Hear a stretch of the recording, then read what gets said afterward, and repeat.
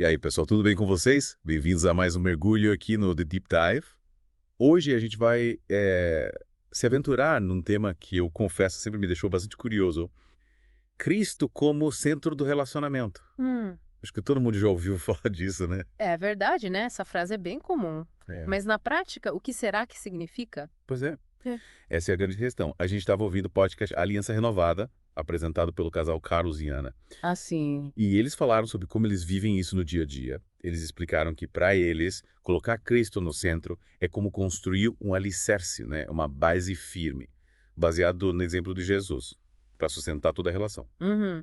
É como se Jesus fosse a base que guia todas as decisões, as atitudes. Até as pequenas coisas do dia a dia do casal. É como se tudo fosse filtrado por essa base, né? É. E o legal é que eles não ficam só na teoria. Hum. Eles compartilham as experiências deles. Por exemplo, na história que eles contaram sobre a diferença na criação dos filhos. Você lembra dessa? Que eles discordavam. É. Como educar? E aí? Cada um com suas convicções, né? E acabaram entrando em atrito. Parece que o negócio ficou meio tenso ali, né? É, ficou.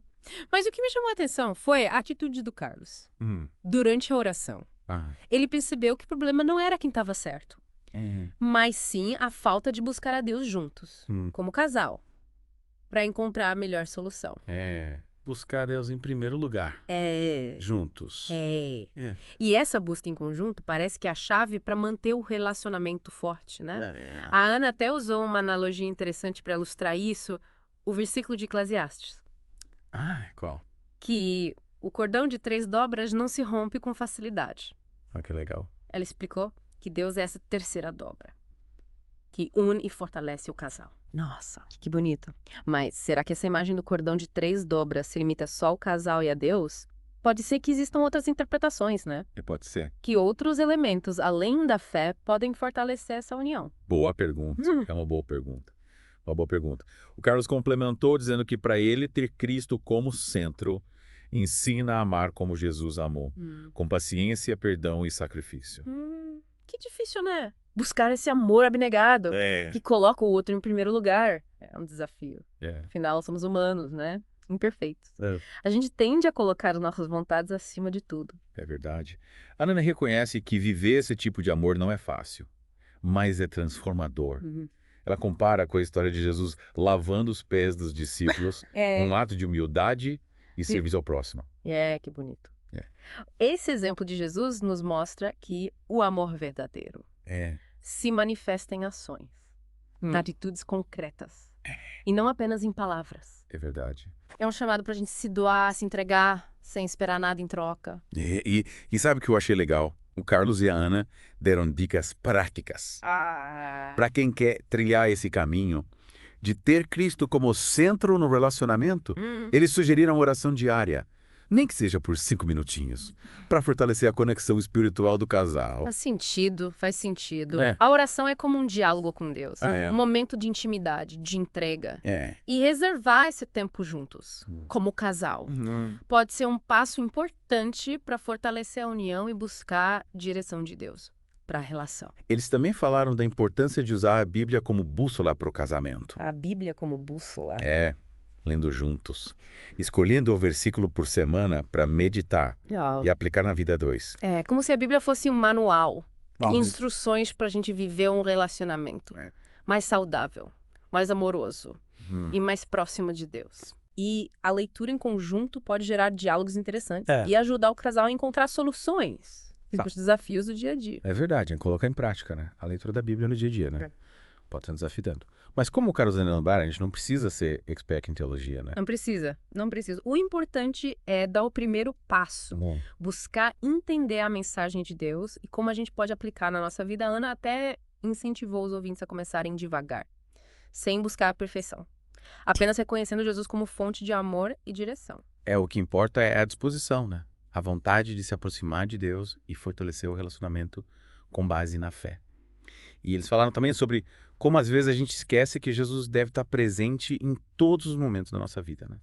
Não apenas nos momentos bons, você concorda? Total.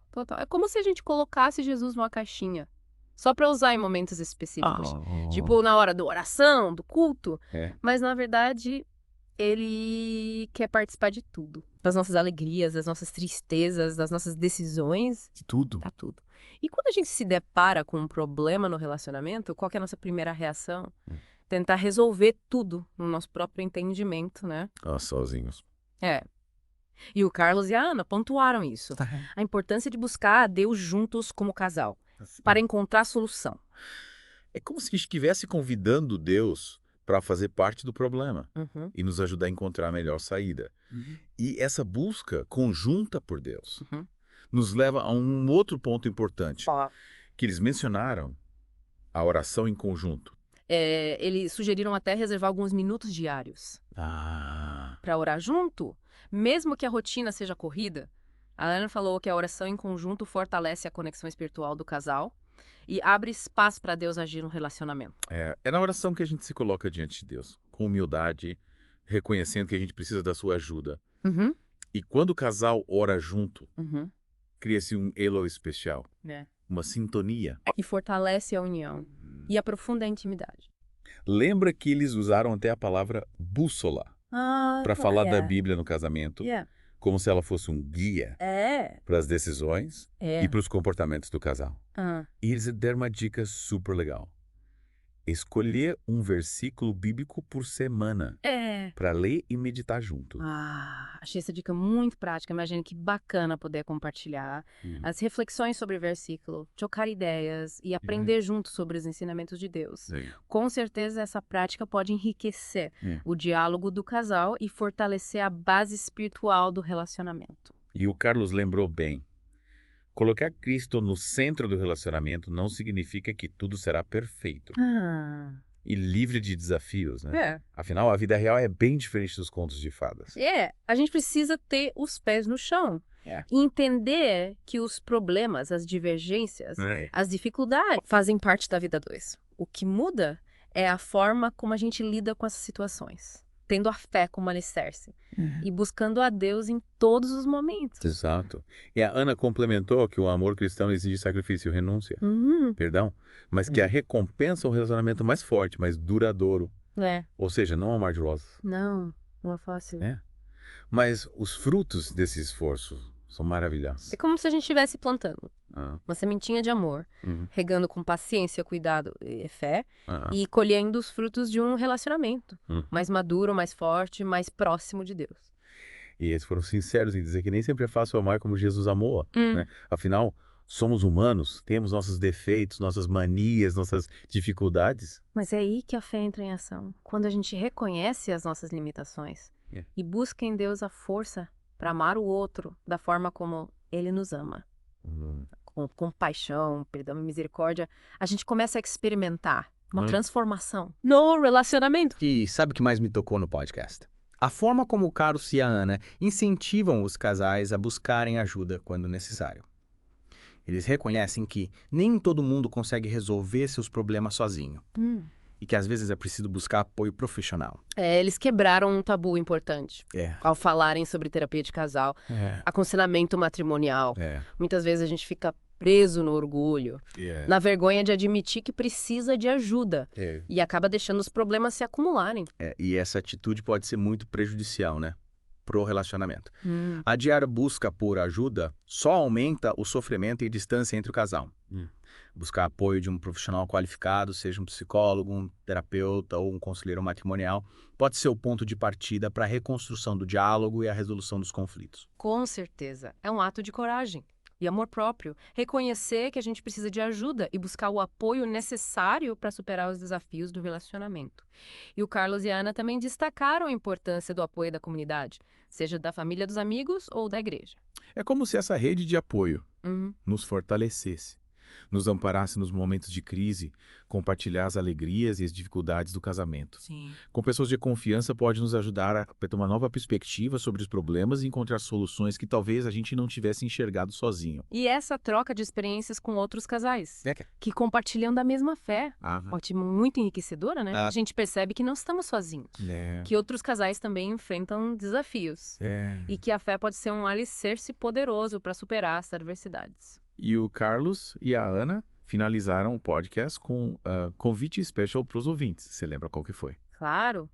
Eles pediram para os ouvintes compartilharem as suas experiências Aham. e testemunhos sobre como a fé tem impactado seus relacionamentos. Legal. E criaram um perfil no Instagram, ou @Aliança Renovada Podcast, Que legal. para que as pessoas possam se conectar e trocar ideias sobre o tema. Que iniciativa bacana, né?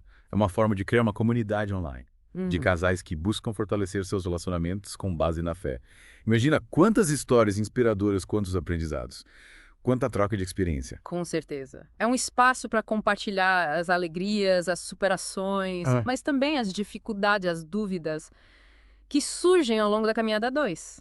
E essa troca de experiências nos ajuda a perceber que não estamos sozinhos nessa jornada, que outros casais também enfrentam desafios e que a fé pode ser uma luz a nos guiar em meio às tempestades.